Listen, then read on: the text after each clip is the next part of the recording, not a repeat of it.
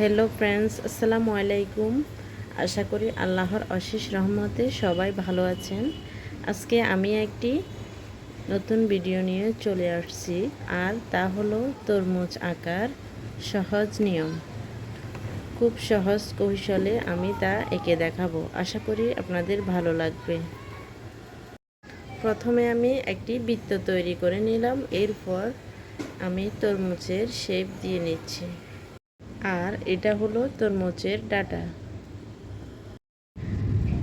আমার ভিডিও ভালো লাগলে অবশ্যই চ্যানেলটি সাবস্ক্রাইব করে দিবেন। ইউটিউবে আমি নতুন,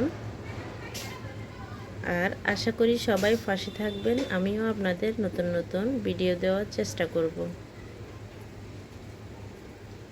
আমার ফেসবুক পেজও আছে, ওখানে আমি অনেক ভিডিও দিয়েছি।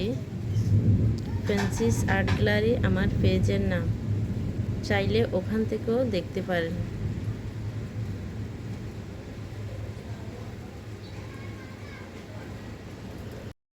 ছবি আঁকা শিখতে হলে অবশ্যই ধৈর্যের প্রয়োজন। আমি কিভাবে এঁকে নিচ্ছি তা মনোযোগ সহকারে দেখেন, তাহলে অবশ্যই শিখতে পারবেন।